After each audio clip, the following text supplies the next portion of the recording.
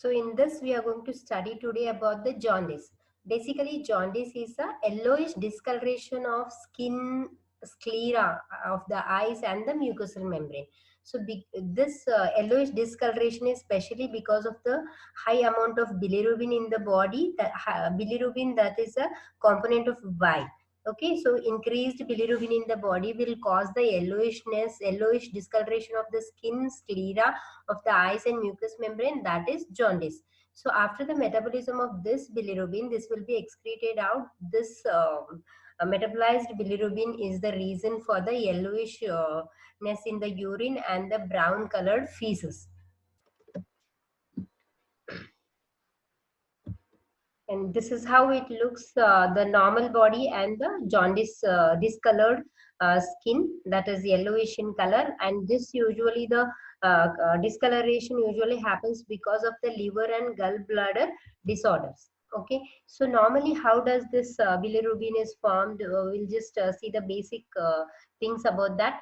So usually what happens in our body, whatever the RBCs, red blood cells are there, they will be their lifespan is 120 days. So after 120 days, they'll be phagocytosed by these spleen cells in the reticuloendothelial system, even in the lymphatic system also. So the major part is in the spleen, reticuloendothelial system. They will phagocytose these RBCs whose lifespan is over.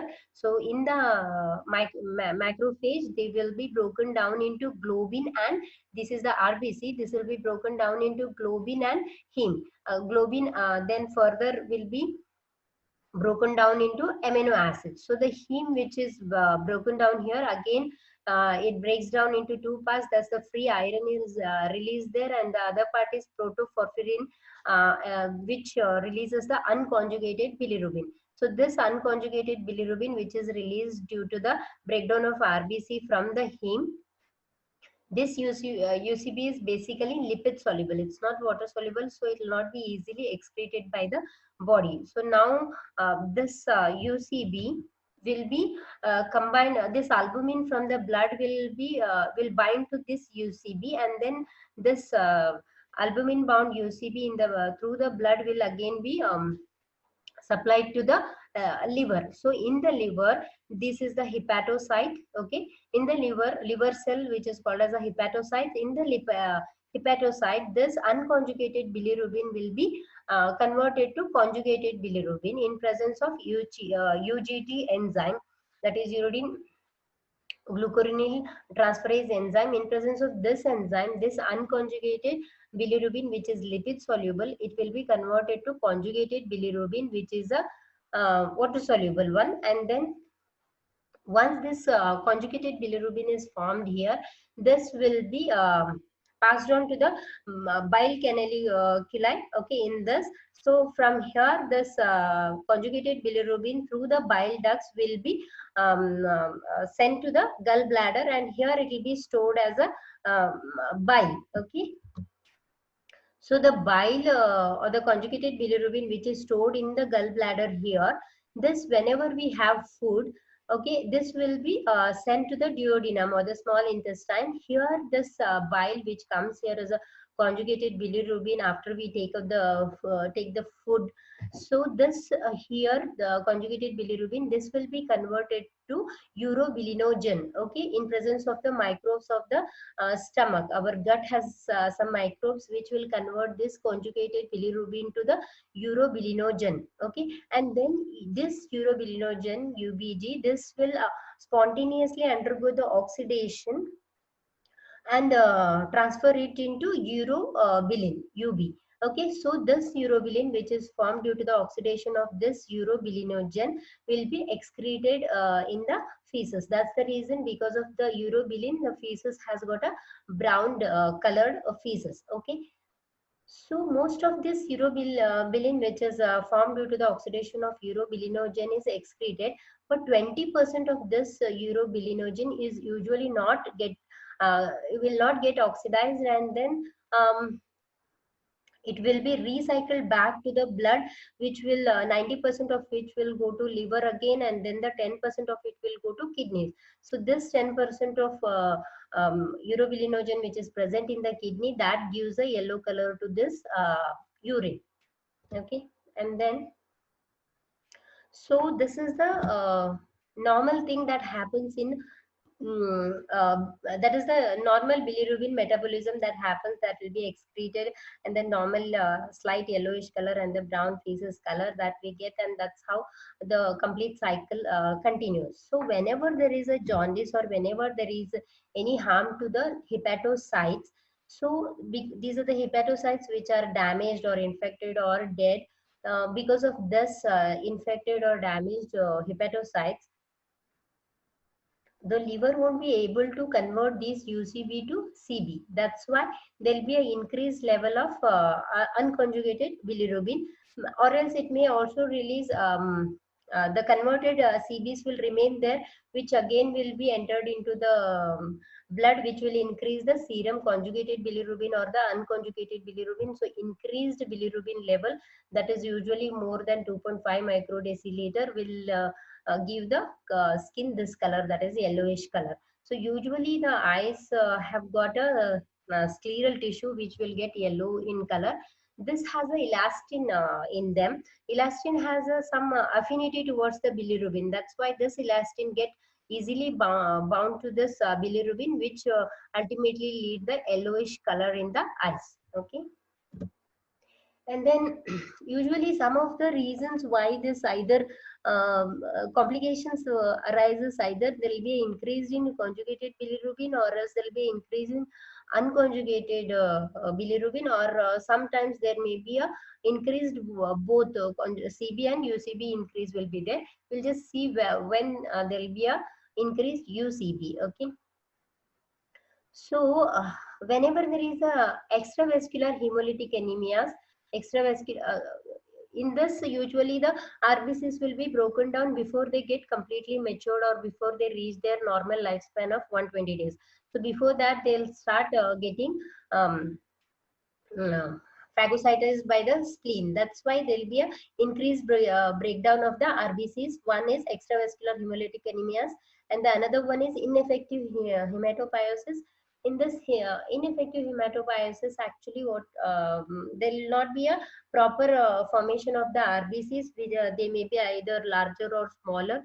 So because they are not normal in shape, they again will be macrophaged by this reticuloendothelial system. Because there is an increased breakdown of RBCs due to hemolytic anemias or the ineffective hematopoiesis, the breakdown of this causes more amount of UCB in the blood. So this UCB which enters the liver has a maximum capacity of converting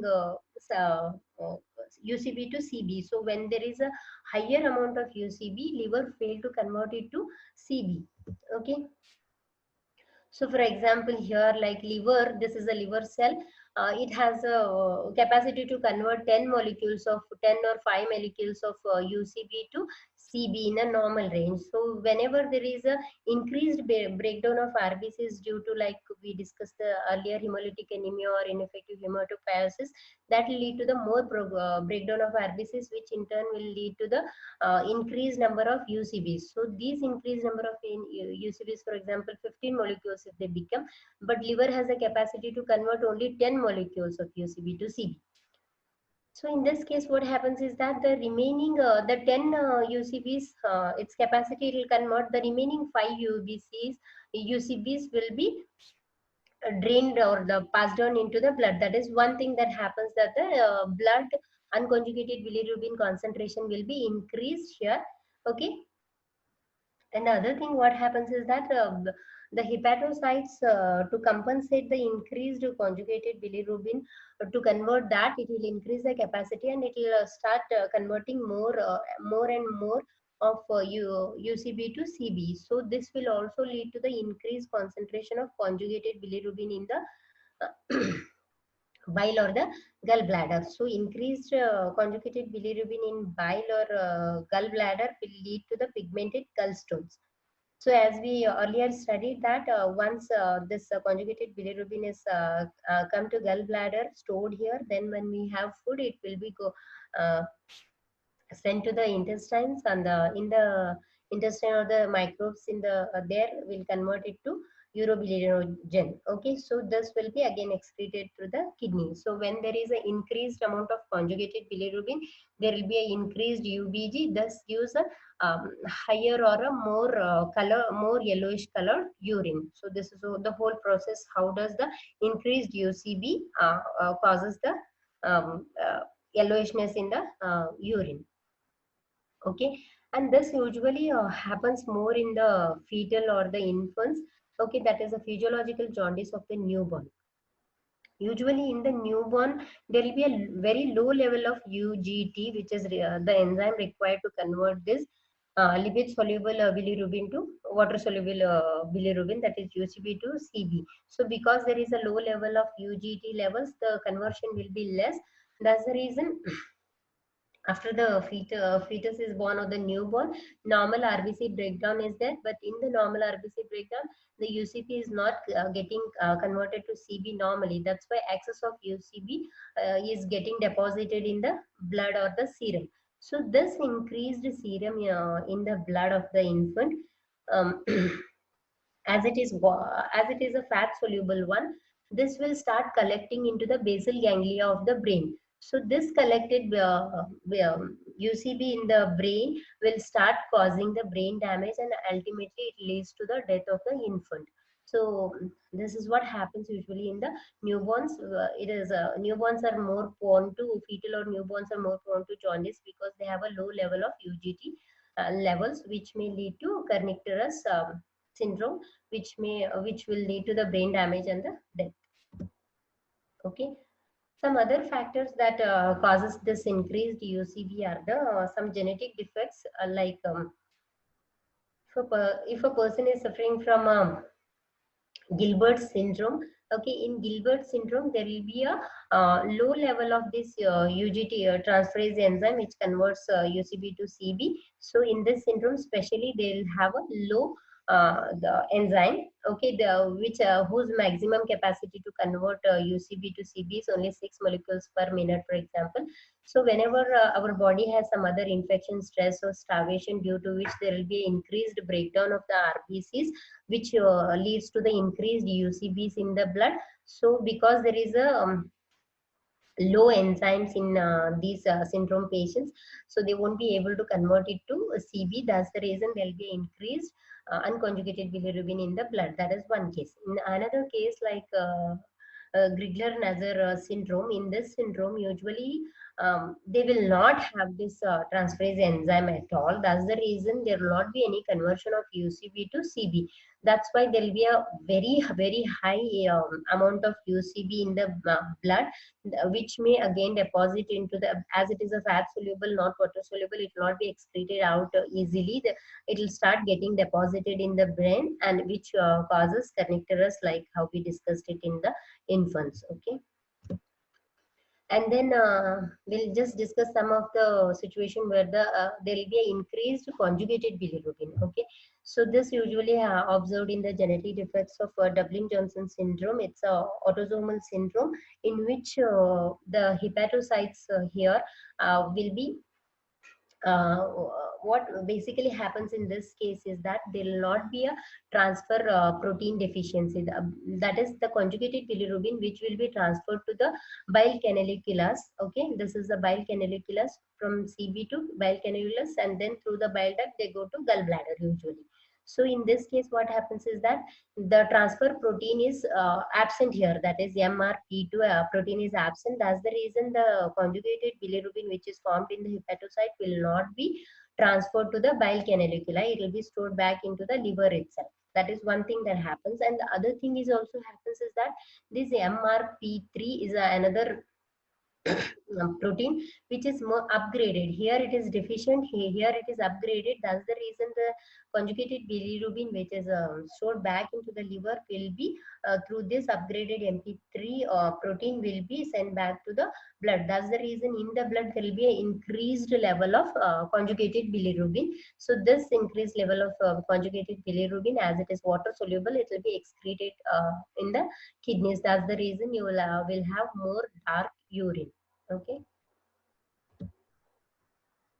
And then another case of this increased conjugated bilirubin we observed in obstructive jaundice. Okay, in obstructive uh, uh, jaundice, especially what happens is that there is a this common duct which carries the conjugated bilirubin in this duct, actually bile canaliculi. There is a blockage here. This blockage will not let this bile pass through the bile canaliculi to the bile duct and the gallbladder. That's why this blockage this blockage may be due to the gallstones or the pancreatic cholangiocarcinoma or liver flukes.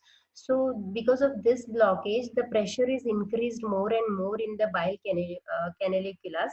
So this increased pressure will leak out these bile contents into the blood.